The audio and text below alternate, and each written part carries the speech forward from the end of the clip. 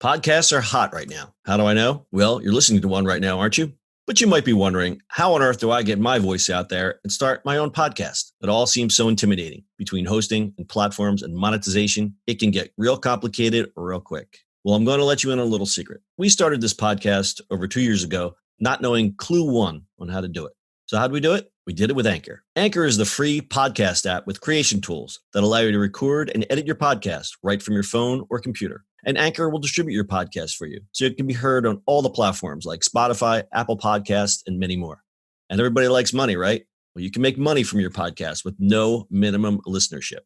It's everything you need to make a podcast in one place. So go right now, download the free Anchor app, or go to Anchor FM to get started. It's the eCommerce Minute, your daily dose of e-commerce, tech, and retail news with your host, John Suder, Bart, Mroz, and Brittany Blackman. The eCommerce Minute is a production of SUMO Heavy, a digital commerce consulting firm located in Brooklyn, New York, and Philadelphia. Find us on the web at sumoheavy.com. It's eCommerce Minute episode 752. In today's episode, Amazon establishes Counterfeit crimes unit. Amazon has been cracking down on fraud related to the COVID-19 pandemic.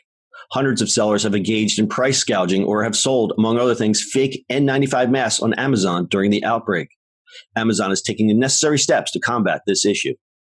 Amazon has established a counterfeit crimes unit aimed at stopping counterfeiters and fraudsters on its platform and referring cases to local and federal justice agencies. The global team, made up of former federal prosecutors, experienced investigators, and data analysts, will support the company's substantial efforts already underway to protect its store from counterfeits.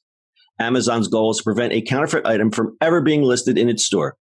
In 2019 alone, Amazon invested over $500 million and had more than 8,000 employees fighting fraud and abuse, including counterfeit. Amazon's efforts have already blocked over 2.5 million suspected bad actor accounts before they were able to make a single product available for sale, and blocked over 6 billion suspected bad listings in 2019. However, it's critical that Amazon, the brands that sell on the platform, and law enforcement also go on the offensive and hold counterfeiters accountable for their crimes. These efforts also come after a not-so-great track record from Amazon. In early April, Washington State Attorney General Bob Ferguson warned 5 Washington-based Amazon sellers accused of inflating the prices of COVID-19-related products that continuing to price gouge on Amazon could result in a lawsuit under the state's Consumer Protection Act. But Dharmesh Mehta, Vice President, Customer Trust and Partner Support, said, quote, "Every counterfeiter is on notice that they will be held accountable to the maximum extent possible under the law, regardless of where they attempt to sell their counterfeits or where they are located," end quote. The company said its new counterfeit crimes unit will also pursue civil litigation against suspected criminals and partner with other brands to conduct joint or independent investigations and work with law enforcement. Great job, Amazon. Keep going. Great job. Keep doing it. Great job. I mean, about time. Well, I mean, they're just working at scale. I mean, what does it say? 8,000 people working on just counterfeit? My God.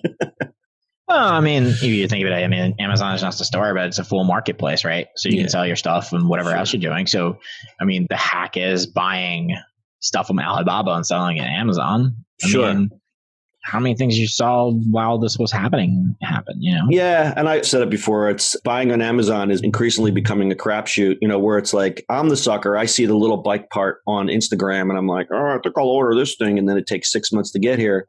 So I'm like, you know what? Let's be wise about this. Let's research the product and I'll buy it from Amazon. Well, it's the same crappy drop shipped product. It just gets here quicker. That's all. Yeah, kind of. Because you can go Alibaba, buy the same thing. Sure. Yeah. So buyer beware, caveat emptor and all that stuff. But the real concerning thing here is that these people were selling counterfeit medical supplies. I'm still reading stories that is still an issue coming from overseas, where these guys are just, you know, producing something that looks like a mask, but all it is just a costume mask. It's not really a mask. It has no effectiveness. It doesn't do anything. And that's pretty bad. I mean, that's pretty, I'd use a curse word, but this is a family podcast, but it's pretty bad. It's not good. So again, they're playing whack-a-mole. It's really hard. It's hard to find these bad actors because, you know, all they have to do is close their account and open a new one. We've done other stories how they're setting up the fraud detection and screening their sellers better.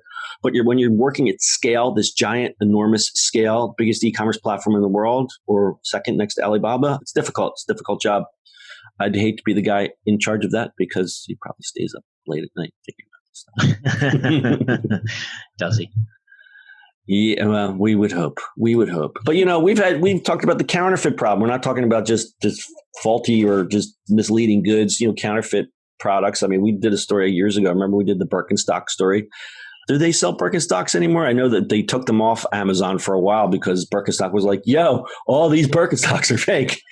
It's like, it's tough because you're a seller. What are you supposed to do? Okay, I'm not going to sell on Amazon. I'll just, why don't I just cut off my left foot? I mean, I don't know.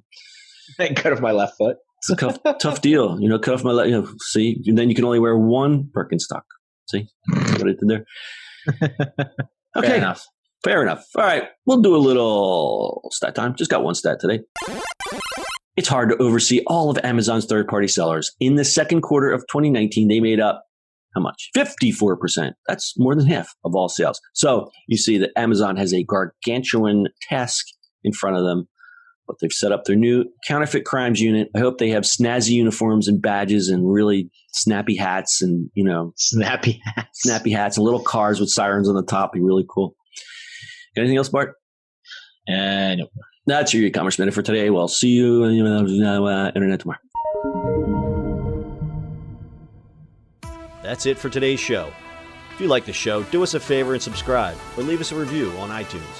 And don't forget, you can now listen to the e-commerce minute on your Amazon device. Just add e-commerce minute to your flash briefing.